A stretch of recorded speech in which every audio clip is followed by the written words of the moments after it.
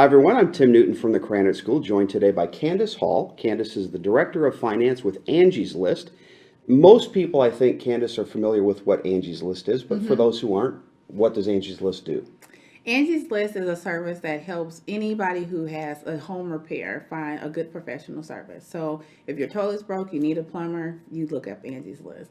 If you don't feel like cleaning your house for the weekend and you want some maid service to come in, you go to Angie's List and find somebody who will be good, qualified, at a good price. How quickly can they work? Because I really need a cleaning right now at home. It works pretty fast. I know it's been a couple times where I went on and like left messages for people through the business center, and I've gotten a response right away. And then there's other options where you can just buy a service right out, either for the regular price or even at a discount. So you can get like 3 hours of cleaning service for $175, and you purchase it right through the site. So I've done that before too, where I needed to get something fixed, and it worked out great. Tell me directly about your role. What does the Director of Finance do at Angie's List? So I'm director of finance for our sales portion of the business. So for all of our SPs that advertise with Angie's List.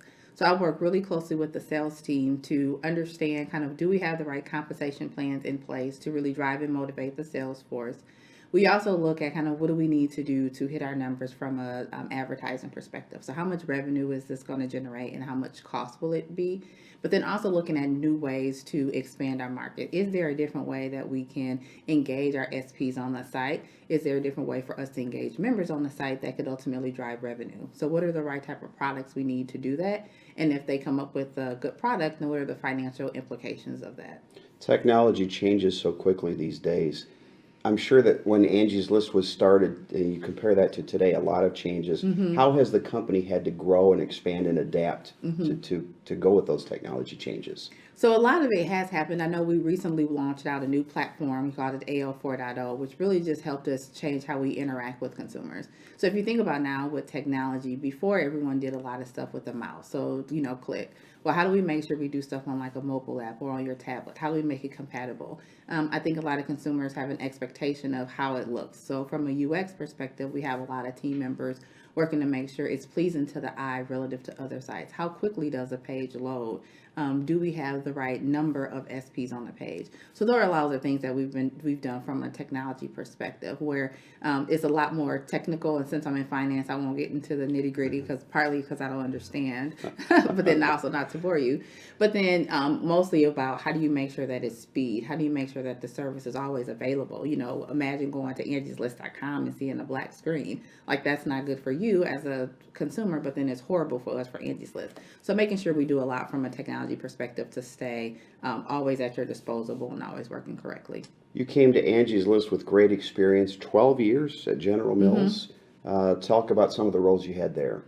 So I was at General Mills. I had an opportunity to work on a lot of different things. Some of my highlights were I had an opportunity to work through our mergers and acquisitions department, to work through divestitures and acquisitions. Couple of different rotations in the logistics area. So one on the customer logistics side. So how do we get our products efficiently to Kroger, Walmart, etc. But then I've also had a chance to work on brands through different lands. So worked on Nature Valley, so partnered really closely with the marketing team on product launches. Worked with sales and marketing on the Yoplait, the Pillsbury, and Nature Valley, Pillsbury and Yoplait brands for trade. So imagine when you go to the store and the cake is on sale 10 for 10. We were the people responsible to say how much it should be and when you should put it on sale. And then also some off-beaten path roles. So international treasury was one, which is one that most finance people are like, really? That, it's really different.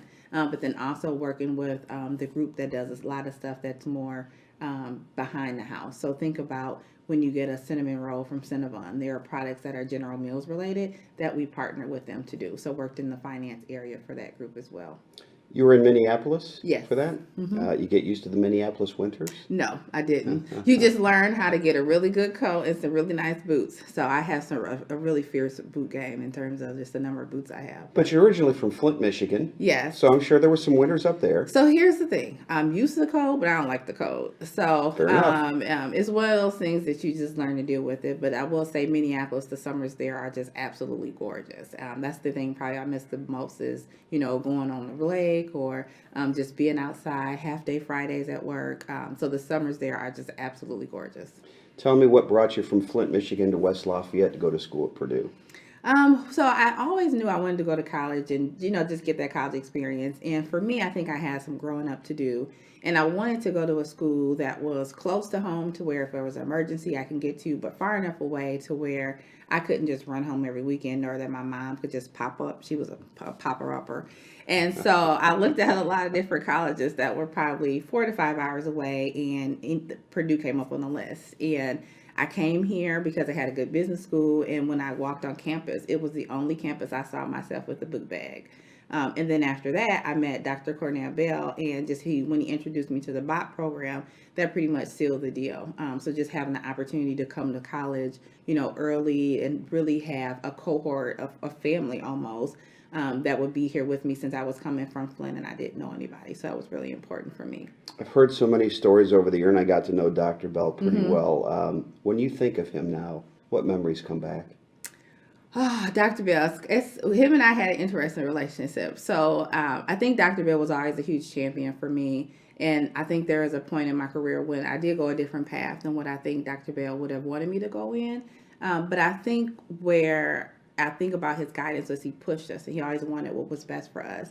And I remember seeing him probably a couple years before he passed at a career fair. And I was at the General Mills booth and he came up to me and he actually apologized, which Dr. Bell never did, about, the fact that him and I wanted to go a different direction. And, I told him, it's no need for you to apologize. I always understood you knew, you wanted what was best for me and for the students. And so for me, I think that was really healing for him to, still be proud of the woman that I became and the choices that I made, despite they were a little bit different than what he would have wanted. You were very active in your time here at Purdue. You maximized your time not only in but out of the classroom. Some of the extracurriculars you were involved in. So I was a management ambassador, which I absolutely love, partnering with Nancy Forney. So like I said, I had a great experience at Purdue. And so whatever I could do to help people come to Purdue and specifically Krannert, it was all in. And I like to talk, so that was helpful. I also was part of SMEF, so working with the career fair there, which was really nice, getting a chance to interact with a lot of different companies and then just a lot of different students. But then also I was a part of the Society of Minority Managers. So just working with, it's kind of like a continuation of BOP in terms of a lot of students to network and tap into the BOP alumni, and then just to continue to have a network to support kind of that BOP family and that BOP love that we had.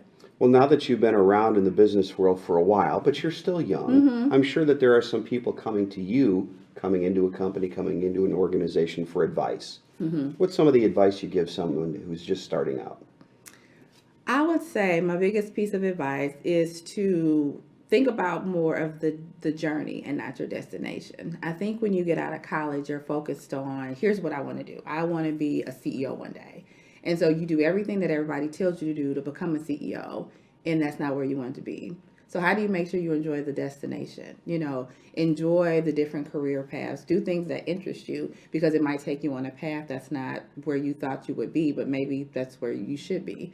And so how do you just make sure you balance the two? That would be my biggest advice. You married a Krannert alum? Well, he's a Purdue alum, yep. So Purdue alum, yep. So he graduated in 2001 from OLS. Yep, so I did marry a fellow boiler. And 3 daughters? 3 daughters. So we have a 16-year-old who we have like during the summers and on the weekends, and then a 6-year-old and a 3-year-old. Keeps you busy. Keeps me busy. We get our stepdaughter this weekend, so I know this weekend will be extra busy. Tell me a little bit about what you'll talk to students about today. So I've kind of went back and forth on that, but I think the things that I think I'm going to talk about based on conversations I've had with Dean Kozer and a few other people is it is about this destination versus journey that I think a lot of students have to look at. Like if you look at my resume and you look at everything that I've done, you'd be like, hey, she's a success. She's made it. But if I had to really look at myself retrospectively, I would honestly say I'm not where I think I should be. I'm where I want it to be. But is that where I think I should be? It's not. And so how do I figure out what's next for me, and how do I really start to focus on tapping into my passion and not doing things because this is the title that you want or this is the paycheck that you want, but is it truly the job that you want, and is it aligning with your passions? Candice, we're glad you came back again to talk to our students today. Always great to have you back on campus. Well, thanks for having me. It's been a pleasure. For Candice Hall, I'm Tim Newton.